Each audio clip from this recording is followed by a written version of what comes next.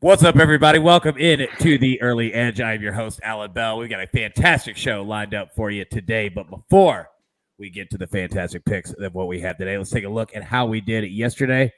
Not bad here. All right, look, now I've got to say, the jeweler almost crushed it on the women's national team 4-0 play there. It was 3-0 with like 10 minutes left, and we were all just pins and needles waiting for that last goal to go in.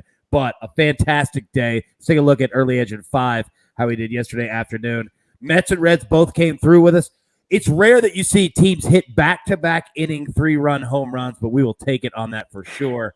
And then Julio Urias, under 5.5 Ks, unfortunately doesn't come through. But I'll tell you this. You know what? We got great picks lined up for today. Let's bring in the stars of the show and take a look at it.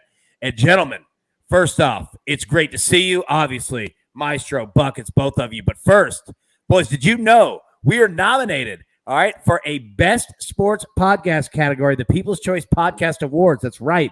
We appreciate all you guys and what you do for us, and we hope you enjoy our show enough to nominate us to advance to the final round. To nominate the Early Edge, go to podcastawards.com/app/sign-up, and then toggle down to the sports category. The whole process takes less than 60 seconds.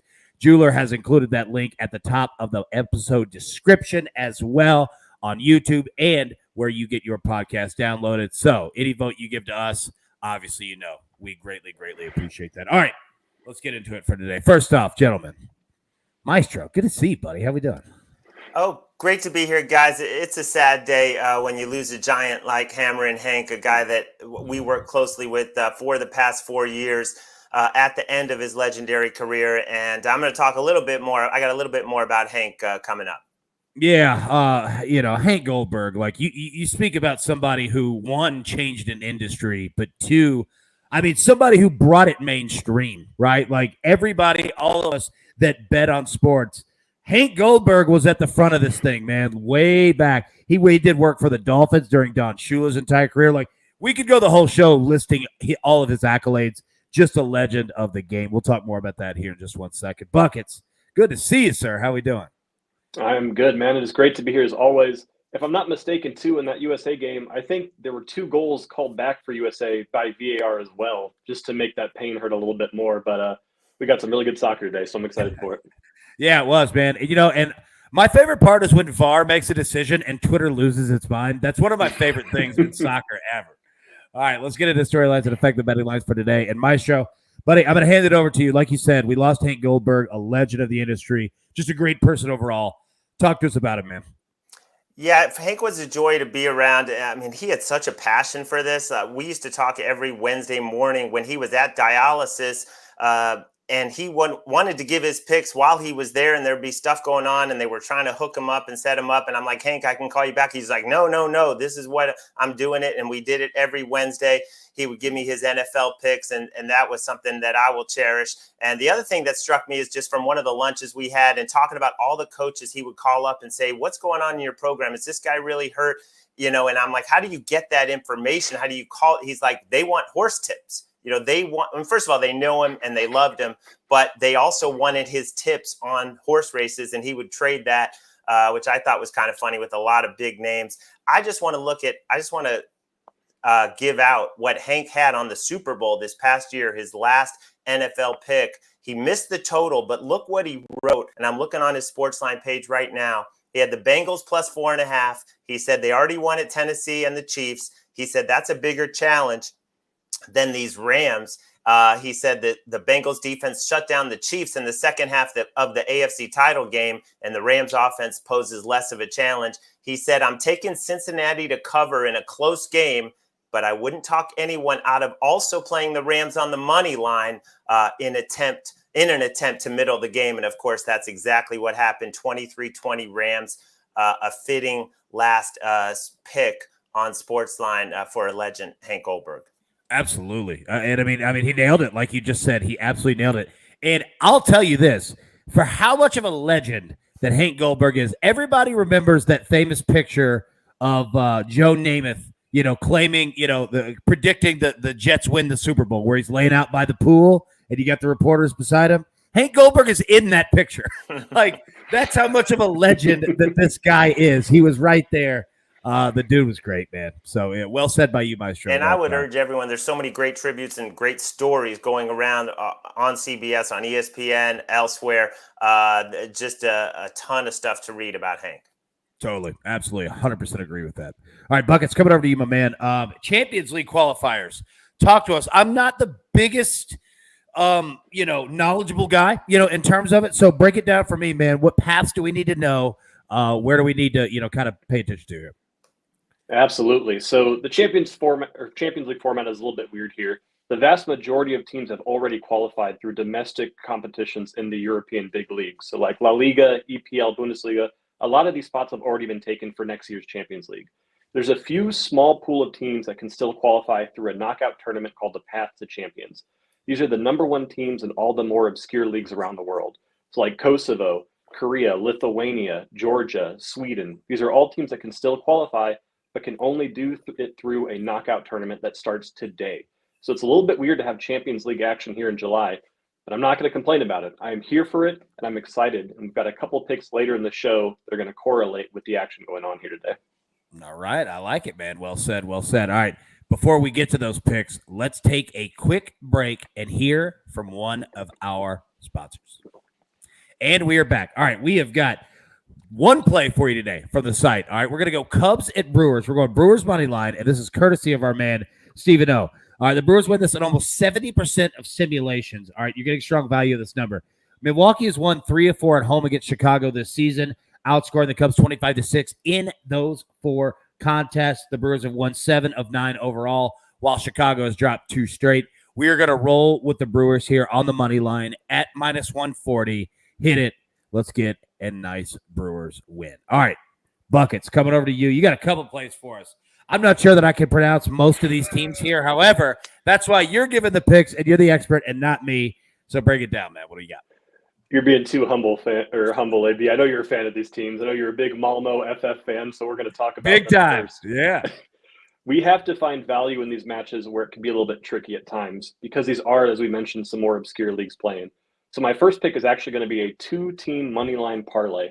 We've got Malmo FF playing Viking Reykjavik versus the Shamrock Rovers playing the Hibernians. We're taking Malmo FF money line, and we're taking the Shamrock Rovers money line together at -130. These are not only 2 of the heavy favorites today, but these are 2 of the heavy favorites in the competition as a whole. They're both playing at home and are looking to make a statement right out the gate. Going into our second pick, we've got the best team in Kosovo, KF Balkini, playing the best team in Lithuania, which is Vilnius FK Zalgiris. These are 2 of the highest attacking, most aggressive teams in the competition. Both teams over domestic play averaged over 2.5 goals a game across all their competitions. And these are 2 teams that are going to be desperate here to have a little bit of club and country glory. So both teams to score at -120 here. I would have taken that all the way up at -160, -170. So I am loving both teams to score in this matchup. I got to lie. I'm not going to lie. Both teams to score is my favorite bet at soccer. I don't care who's playing what league, whatever it is. Both teams to score is my favorite. Now, all right, Jeweler, if you could, in the chat, my man Dylan Foster wrote about the Yankees here. Could you post that comment on the screen for me real quick? Because Dylan Foster says Yankees 5, Pirates 3, 9-inning correct score. Dylan, I've got to tell you this. I've got 3 plays today, and I love exactly where your head is at. All right, first off, we're going to go Yankees on the run line, -1.5 against the Pirates. Let me give you a little Chick-fil-A nugget here. All right, both teams had the day off on July 4th. All right, coming off a day off, the Yankees 10-0 this season. Coming off a day off, the Pirates 0-11 this season. The Yankees are also throwing James Italian on the mound today. We're going to take them on the run line, -1.5. We're also going to play the Yankees team total over 4.5. I think that they're going to get the job done offensively as well. There's a good chance we hit at least 1 out of 2, hopefully likely 2 out of 2 in both of these plays. We're going to double down on the New York Yankees today. Last play, we're going to ride the Cincinnati Reds team total over 3.5 against the New York Mets. Now, you might say, fading Max Scherzer, right? Going against him in terms of scoring runs, generally not the greatest idea. That said, he hasn't started since May 18th. It's almost been 2 months, okay? So first, I'm expecting a little bit of rust. Second, all right, he's going to be on a bit of a, a pitch count probably, so to say. Like, I don't see him going 8 full innings, right? Now, again, fading Max Scherzer, not always the best idea, but today I like that play. So we're going to go with the Reds, team total over 3.5 there. So those are my 3 plays. Now, you know the spot. It's the Maestro spot. He named it. He is it. He lives it every day. Maestro, hit us, man. What you got? All right, let's go back to the well with those Marlins, the pesky Marlins. They've won 5 in a row. They're still under 500, but this is a team that comes home after several dramatic wins, all the momentum. They even rested a few regulars yesterday and got the job done in Washington. They're laying -141, -145 to the Angels, who had the day off. They needed a day off. They got swept. They got humiliated in Houston. You know, they struck out 20 times on Sunday. They struck out 48 times over the weekend. Mike Trout 0 for 11 with 9 strikeouts for Mike Trout. This team strikes out more than anyone in baseball. And now who do they have to face? The best pitcher in baseball, Sandy Alcantara, who has a whip under 1. He has a 1.95 ERA, but at home he's even tougher with a 1.80 ERA. Facing Noah Syndergaard, who has been decent in some spots, but on the road, 6.53 ERA. This open -130 overnight was quickly gobbled up. Posted on the site at -145 because we have to use the Caesars line, but I am seeing 141 in several spots. Let's stay hot with the Marlins tonight. Let's make it 6 in a row. Man, let's do that indeed. You're exactly right on Miami. All right. Everybody grab your paper, grab your pencils, take a look at the recap here, courtesy of the jeweler. It looks fantastic. Maestro, as he just said, on the Marlins money line, -141. Buckets, go ahead and read these teams to me because I can't pronounce it correct. I was so excited to hear your pronunciation, AB. Well, I'll give it a shot. Malmo money line and Shamrock Rovers money line. I can get that one, -130. There you go. Now we're going to go KF, Balkini, Vilnius, FK, Zalgris. Yeah, you might want to repeat that one for me. We've got KF Balkini versus Vilnius FK Zalgiris playing today. And these Both games start early, by the way. These games start All at 1 and 2 p.m., so make sure you get in those. Good call. Good call. Everybody make sure to get that in early. Both teams to score is at -120. Site play, the Brewers money line, -140. I'm on the Reds team total over 3.5. Yankees -1.5 on the red line, and the Yankees team total over 4.5. Jeweler, jump on, buddy. Break down this gym for us. What do you got? We are going to take John Rahm -120 in a tournament matchup over Scotty Scheffler. Rahm just plays link style course as well. We might see a bomb and gouge fest turn up at the Renaissance Club here in Scotland this week for the Scottish Open. Let's get John Rahm on slower greens, and I think he'll start rolling those putts in, make a lot of birdies, get the win over Scotty Scheffler. That's all we need him to beat. Scotty Scheffler. He's been shanking some balls over at the JP McManus Pro-Am. So let's just get Rahm to beat Scotty Scheffler. You know what? Hey, you know what? We don't have to ask for everything, huge, right? Like, let's just get this. Let's knock it out. Let's win. Also, anytime that I hear the word birdie, and look, I play golf. We all play golf, watch golf. I always think of Above the Rim. Like, I love that movie. And anytime that I hear birdie, I AB, right, what do you shoot? We should get out sometime.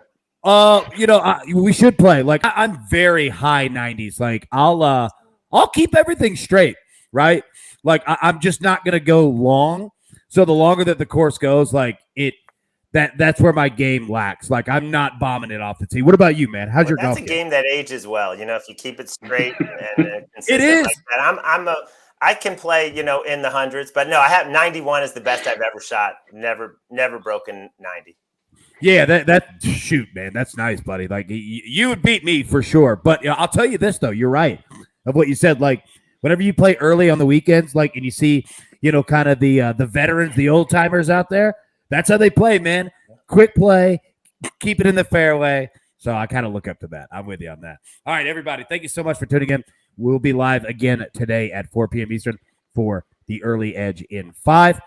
And I'll tell you what, it'll be me, Prop Stars, and Johnny B. John Bowman will be back on the show. Can't wait to see that one, 4 p.m. Eastern. But as always, best of luck. Let's cash these tickets.